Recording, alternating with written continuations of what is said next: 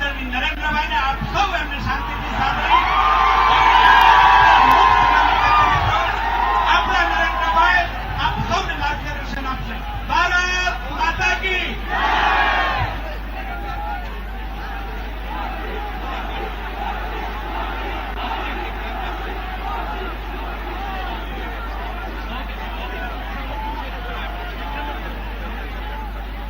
भारत माता की भारतीय जनता पार्टी गुजरात प्रदेशના અધ્યક્ષ શ્રીમાન રણછોડભાઈ ફળદુ, ભારતીય જનતા પાર્ટીના રાષ્ટ્રીય મહામંત્રી શ્રીમાન અમિતભાઈ શાહ, અમારા પૂર્વ અધ્યક્ષ શ્રીમાન રૂપાલાજી, મેયર શ્રી,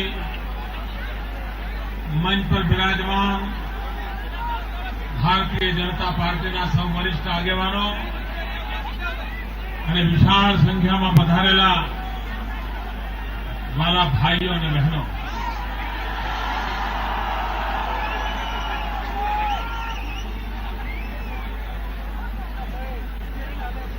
ઇતિહાસમાં ક્યારે કોઈને ધારાસભ્યને વિદાય કરવાનો પ્રસંગ આવે ખરો? કાઢી મૂકવાના પ્રસંગો આવે, વિદાય આપવાનો પ્રસંગ ના આવે.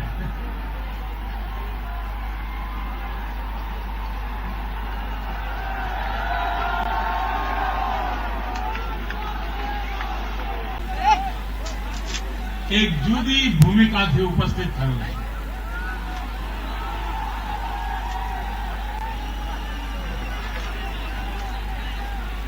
મણિનગર વિધાનસભા ક્ષેત્રે મને ત્રણ વખત અને લગભગ 75% મત આપીને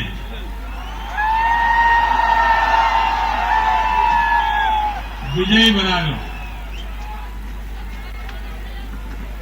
2012માં તમે જયારે મતદાન કર્યું હતું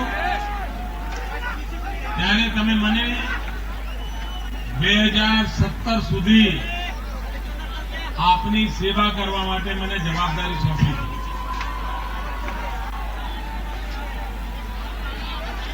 પણ મને યાદ છે કે જયારે હું 2012માં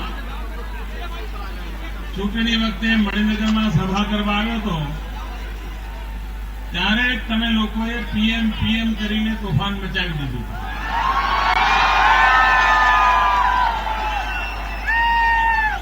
અને મારે તમને સભામાં સમજાવવું પડ્યું હતું કે પીએમ નહીં સીએમ કહો.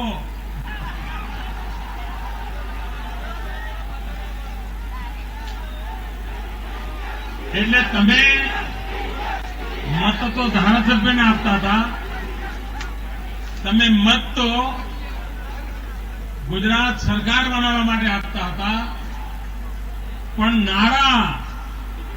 નારા પીએમના બોલાવતા હતા. આખરે જનતા જનાર્દનનો અવાજ ફાઇનલ હોય ભાઈ, આપણું કઈ ચાલે નહીં.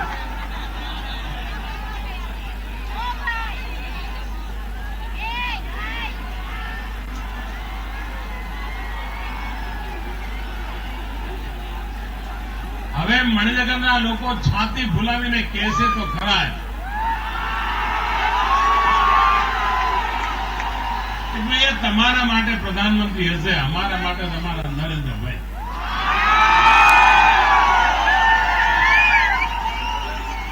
અહીં કાંકરિયામાં સવારે ચાલવા જતા હતા, અહીંયા અમારા મણિનગરમાં સ્કૂટર પર ફરતા હતા,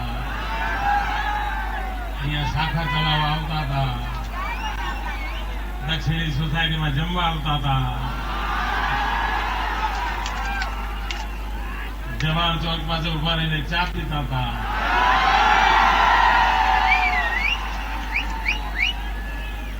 કેવું વાલું લાગે કે ના લાગે?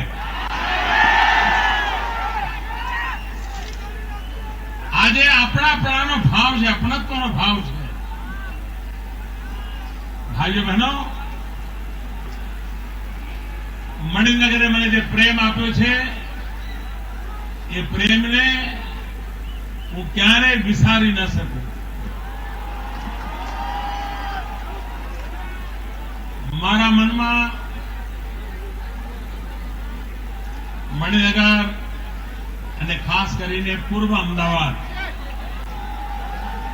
એના વિકાસ માટેના અનેક બધા સપના ઘણા બધા આપણે સાકાર કર્યા અને ઘણા બધા આપણે કરવા માંગતા હતા. ભાઈઓ બહેનો, હું અહીંયાથી ભલે જાઉં પણ એ આપણા સપના જરૂર સાકાર થશે એવો હું આપણે વિશ્વાસ રાખું.